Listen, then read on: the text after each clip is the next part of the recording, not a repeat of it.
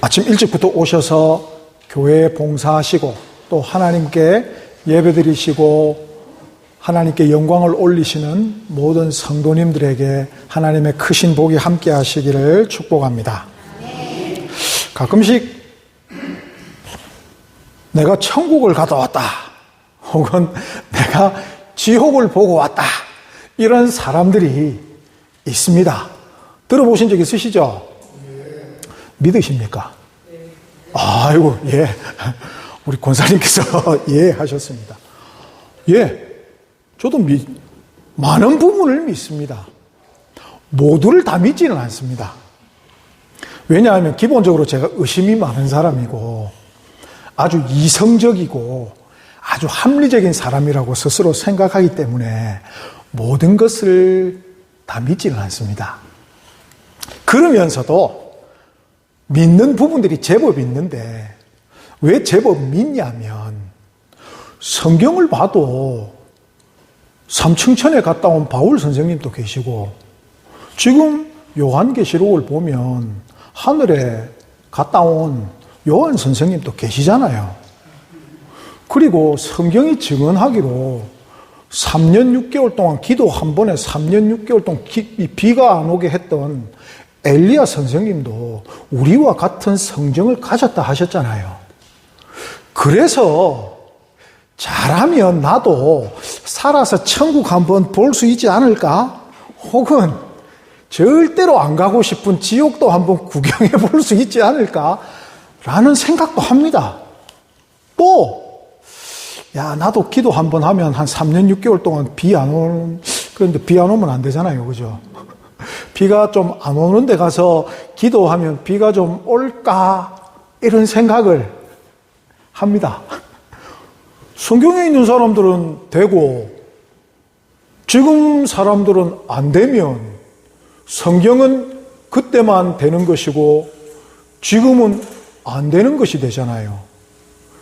그렇게 되면 성경은 유효기간이 그때까지구나 라고 생각할 수 있지 않겠습니까? 그런데 성경은 세상 마지막까지 혹은 끝날까지 혹은 우리가 천국에 가 있어도 예언되어 있는 것들은 이루어진다라는 것이 성경 말씀입니다.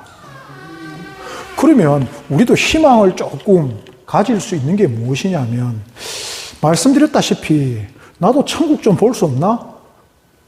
이 땅에 살면서 천국을 좀 봤으면 좋겠는데 혹은 나도 바울 선생이나 베드로 선생처럼 내 손수건만 이렇게 떨어져 있는 걸 누가 주워도 좀 병이 낫고 이런 일 좀 일어나면 안 되나? 내가 예수 그리스도의 이름으로 축복하는 그 사람이 진짜로 그 일이 일어나고 그 축복한 일이 일어남을 통해서 이 사람의 일도 잘 되고 이 사람이 낫고 영과 혼과 육이 막 생기를 되찾고 이러면 안 되나? 성경에 나오는 사람들은 가인 같은 나쁜 사람도 그냥 하나님하고 대화하고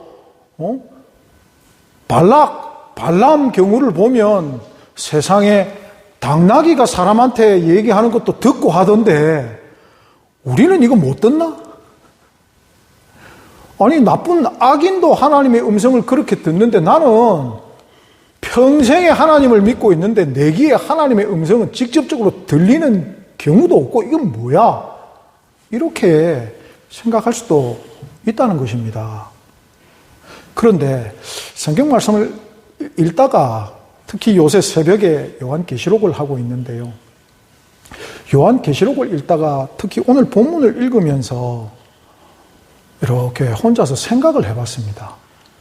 과연 천국에 올라가는 사람, 천국을 보고 온 사람, 또 하나님과 대화하는 사람들, 이 사람들은 어떤 특징이 있었고 하나님께서는 어떤 경우에 어떤 사람에게 본인의 음성을 들려주셨고 라는 것에 대해서 궁금해지는 겁니다.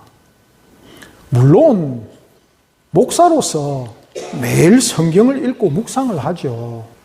하나님의 음성은 이것이구나 라고 묵상, 당연히 하나님의 음성을 듣고 있다 생각을 하면서도 왜 사람의 마음속에 이런 게 있잖아요. 성경 말씀을 읽고 있는데 갑자기 이 성경 말씀을 읽다가 하늘을 쳐다보는데 주인은 조용했는데 갑자기 그 성경 말씀이 누군가가 이야기하는 것처럼 내 귀에 커다랗게 딱 들리면 기분이 어떨까요?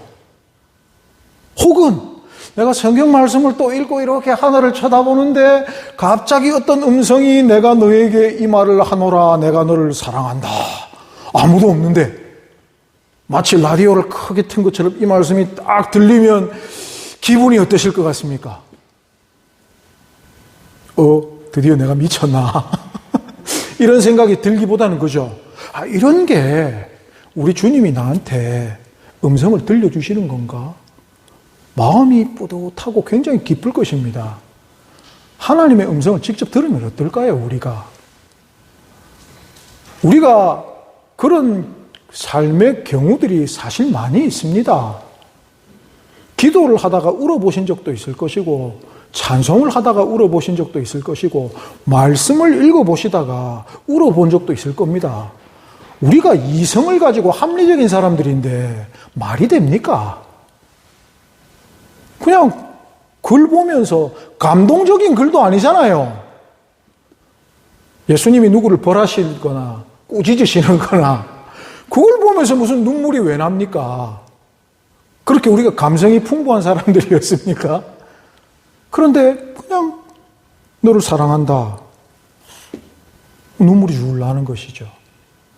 이게 하나님이 우리에게 음성을 들려주시는 것인데 조금 더 듣고 싶다. 혹은 이런 거 외에 이런 말씀도 있지만 궁금한 앞으로의 일이 어떻게 될 것입니까?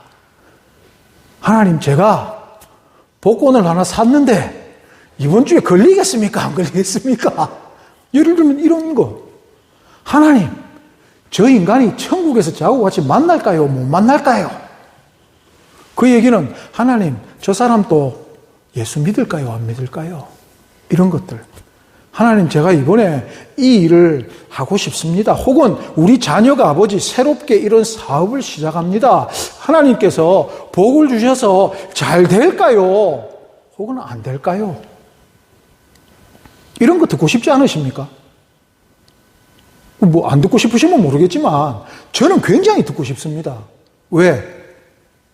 그로 말미암아서 그 사람에게 희망과 기쁨의 메시지를 전할 수 있기 때문에 저는 참 듣고 싶습니다. 성도님들이 와서 기도를 부탁합니다. 이런 일 있는데 기도해 주세요. 저는 대답해 주고 싶습니다. 하나님께서 그 기도를 들으시고 언제 그 기도를 응답해 주실 것입니다. 라는 것을 저는 너무나 듣고 싶습니다. 그래서 하나님께 기도를 합니다. 참 다행인 것은 제가 제 일이 아닌 것을 기도했을 때는 대부분 응답을 해 주신다는 겁니다. 그게 너무나 기뻐요. 근데 제가 제 기도할 때는 참 대답 안 해 주십니다. 하나님, 요거 어떻게 될까요? 제가 잘 될까요? 잘 못 될까요? 침묵. 속상합니다, 아주. 속이 매우 상합니다. 다른 사람들 얘기는 잘 들려주시고 그 사람한테 전달해주면 다 이루어지는데 제가 제 일은 믿음이 없나? 아닌데? 난 믿는데? 그럼에도 불구하고 제가 제 기도할 때는 참 하나님의 음성이 안 들려옵니다. 근데 오늘은 본문을 보니까 1절 말씀에 음성이 이르되 이리로 올라오라.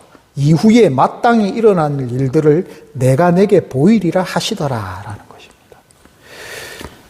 지금 주님께서 사도 요한을 일로 올라와 봐라 하십니다. 이게 천국이거든요. 잠깐 올라와 봐라 하십니다.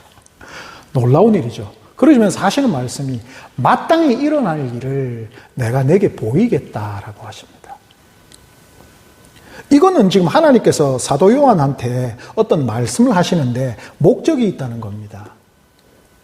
그 목적이 있는데 그 목적이 무엇이냐면 요한계시록 1장 1절을 보면 예수 그리스도의 계시라 이는 하나님이 그에게 주사 반드시 속히 일어날 일들을 그 종들에게 보이시려고 라고 되어 있습니다. 그래서 그 종 천사를 그 종 요한에게 보내어 알게 하신 것이라 라고 요한계시록이 시작을 합니다. 그리고 아모스 3장 7절의 말씀을 보면 주 여호와께서는 자신의 비밀을 그종 선지자에게 보이지 아니하시고는 결코 행하심이 없으심이라라고 말씀을 하십니다. 즉 하나님께서 지금 요한에게 오라라고 부르시는데 그 목적이 있다는 겁니다. 목적이. 즉 여기서 우리가 알아차려야 될 게 무엇이냐면 하나님이 혹은 주님께서 우리에게 음성을 들려주실 때는 목적이 있다는 겁니다. 그리고 그 목적에 대해서 이 요한이 각 그 요한계시록 1장 19절 말씀을 보면은 그러므로 내가 본 것과 지금 있는 일과 장차 될 일을 기록하라라고 하는 그 명령에 지금 내가 본 것을 기록하고 있다라는 것입니다. 자, 지금 무슨 말씀을 드리고 싶냐면요. 주님께서 요한에게 음성을 주셨는데 어떤 목적이 있는 겁니다. 그 목적이 무엇이냐면 미래에 일어날 일들을, 장차 일어날 일들을 내가 알려줄게 라고 하십니다. 그런데 누구한테 알려주는 것이냐면 지금 7개의 교회들에게 편지를 했거든요. 그래서 너가 이것을 기록하여 그 교회들에게 알려주라라는 것입니다. 그래서 지금 요한이 요한계시록을 쓰고 있는 겁니다. 무슨 얘기를 하고 계신 거지라고 생각을 하셨다면 이런 것이죠. 지금 요한이 이 글을 쓰고 있는 목적이 하나님이 지금 요한에게 말을 거신 거라는 겁니다. 요한이 이걸 작성 안 할 것 같았으면 주님께서 말을 거셨을까요? 안 거셨을까요? 안 걸었다는 얘기입니다. 왜 우리에게 주님의 음성이 잘 안 들릴까라고 생각을 한다면 이렇게 생각을 하셔야 됩니다. 주님이 우리에게 말을 거실 때는 목적이 있는데 지금 이 음성을 들어야 되는 사람이 듣고자 하는 그 열망과 관심이 있거나 아니면 그 일을 이루어내고자 하는 또 이루어낼 사람이어야만 그 음성을 들려주신다라는 것입니다. 하나님이 너를 사랑한다 얘기하면 하나님이 나를 사랑하시는 거니까 그 정도는 우리가 다 들을 수 있죠. 그런데 갑자기 하나님의 음성이 내 귀에 딱 들려와서 너로 하여금 추자도에 있는 모든 사람들을 구원하게 하겠다. 집집마다 돌아다니면서 문 두드리면서 전도해라라는 말씀이 갑자기 마음에 들었습니다. 하실게요? 안 하시게요?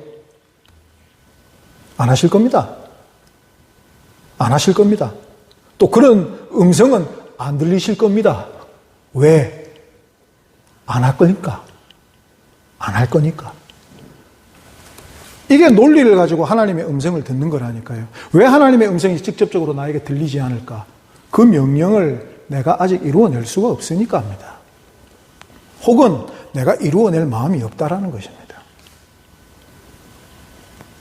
그런데 그럼에도 불구하고 우리의 마음에 내가 하나님의 음성을 들으면 진짜로 내가 하겠다라는 열망이 넘치고 내가 하나님의 음성 들으면 막 전 재산을 팔아서 제가 전 재산이 없어서 그럽니다. 전 재산이 팔아서라도 내가 집을 전 집이 없잖아요. 내가 집을 팔아서라도 내가 하겠다. 없으니까 큰 소리 치는 거죠. 하겠다라는 마음이 있을 때는 주님의 음성이 들려오는데 그때는 어떤 일이 일어나냐면 2절 말씀입니다. 내가 곧 성령에 감동되었더니입니다. 자, 내가 하나님의 음성을 들을 준비가 되어 있고 하나님의 음성만 그냥 내 귀에 들려만 와라 내가 한다 라고 그냥 마음이 딱 준비가 되어 있으면 주님의 음성이 들려오죠. 이것 하라 라고 하시면 어떻게 된다고요? 즉시 성령에 감동된다는 겁니다. 성령에 충만한 삶에 대해서 성령에 충만한 적이 있으셨기 때문에 많은 분들이 아십니다. 불가능이 없어 보이고 마음에 평안은 넘치고 모든 일은 하나님께서 다 해주신다는 그 믿음이 충만한 그 상태를 우리는 압니다. 하나님의 감동되죠. 지금 성령의 감동이 되는 것이죠. 그러시면서 하나님이 결국 그 주님의 음성을 듣는 사람이 성령에 감동돼서 어떻게 하시고 계시냐면 2장의 뒤쪽을 보시면 보라 하늘에 보좌를 베풀었고 그 보좌 위에 앉으신 이가 있는데 라고 되어 있습니다. 성령의 감동을 시키셔서 지금 어디로 데리고 가신다고요? 하나님의 보좌 앞에 딱 놓아두신다는 겁니다. 할렐루야. 주님의 음성을 듣고 순종하겠다라는 마음이 넘치는 사람은 주님께서 말씀을 주시는데 그 말씀을 이제 들으면 성령의 감동이 되어서 어디 앞까지 나간다고요? 하나님의 보좌 앞에 앉아 있는다니까요. 그러니까 우리가 주님의 음성을 듣는 이 작은 어떤 것이 우리를 하나님 그 앞에 앉아 있을 수 있도록 인도해 주신다는 것입니다. 주님의 음성이 성경책에 가득 차 있거든요. 똑같습니다. 내 귀에 직접적으로 들리는 그 음성이 아니라 할지라도 하나님의 음성이 약 40명의 저자의 손을 거쳐서 성경의 말씀으로 우리에게 와 있습니다. 그럼 우리가 이 말씀을 지켜야 되겠다라고 마음에 굳게 다짐하고 하나님의 말씀을 한 절 읽으면 우리가 어떻게 된다고요? 성령에 감동된다는 것입니다. 성령에 충만한 사람이 되는 것이죠. 그래서 그 말씀 한 절을 내가 반드시 읽고 순종하겠다라고 하면 성령에 감동이 돼서 우리가 누구 앞에 있다고요? 하나님의 보좌 앞에 딱 안에 있는 겁니다. 이런 놀라운 일이 어디 있습니까? 그런데 우리가 왜 하나님의 보좌 앞에 못 앉아 있을까? 성령의 감동이 안 돼서. 왜 성령의 감동이 안 됐을까? 주님의 말씀을 듣고 순종할 마음의 채비가 안 되어서. 그러니까 우리가 하나님의 음성이 왜 이래 안 들릴까? 우리 주님의 음성이 왜 이래 안 들릴까로 이어지는 것이 논리적인 전개라는 것입니다. 처음에 말씀드렸다시피 천국을 보고 싶고 지옥도 보고 싶습니다. 엘리야처럼 능력을 보여주고도 싶습니다. 그것으로 인해 하나님께 영광이 나타나고도 싶습니다. 그렇죠. 우린 그렇게 할 수 있습니다. 언제? 주님의 음성을 들으면요. 자, 그 뒤에 나오는 얘기들은 우리가 이성으로 이해할 수 있는 얘기들이 아닙니다. 하늘에서 일어난 일이기 때문에. 그럼에도 불구하고 요한이 하늘에서 보고 있는 것은 무엇이냐면 모든 피조물들이 하나님께 영광과 찬송과 존귀와 모든 찬양을 올려드리고 있다는 것입니다. 자, 하나님 앞에 있는 사람들의 태도가 무엇일까? 인생의 태도가 무엇일까가 나와 있는 것이죠. 하나님 앞에 있는 모든 피조물은 하나님께 영광과 찬송과 존귀와 모든 것들을 지금 찬양으로서 올려드리는 것이로구나. 그럼 되잖아요.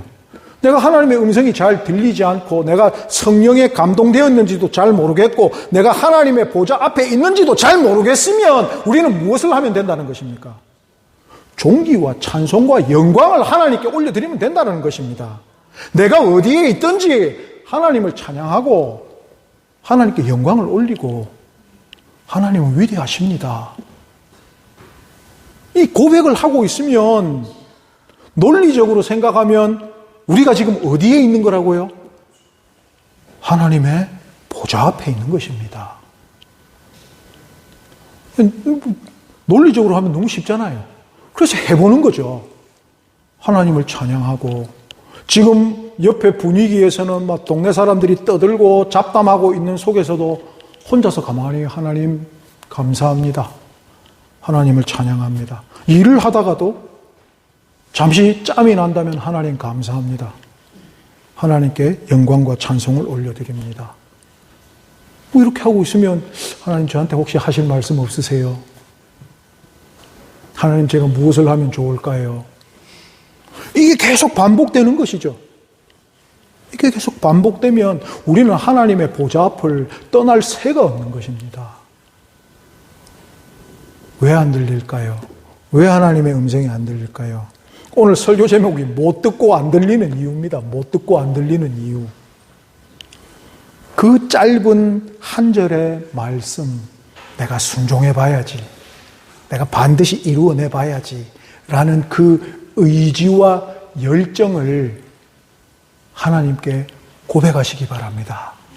그러면 주님께서 음성을 주십니다. 그러면 성령의 감동이 됩니다. 그리고 하나님 앞에 보좌 앞에 나갑니다. 그럼으로써 우리는 또 찬송과 영광과 존귀를 하나님께 고백합니다. 또 그렇게 고백하고 있으면 주님께서 또 음성을 주십니다. 더 긴 음성과 더 깊은 음성과 더 놀라운 것들을 우리에게 보여주시고 알려주십니다. 그러면 또 그것을 순종합니다. 그러면 또 더 크게 성령에 감동됩니다. 하나님의 보좌 앞에 더 오래 있을 수 있고 더 가까이 나아갈 수 있는 것입니다. 성경 1189장입니다. 평일날 3장, 주일날 5장, 평삼주오 읽으면 1년의 성경 말씀을 다 한 번 더 읽을 수 있습니다.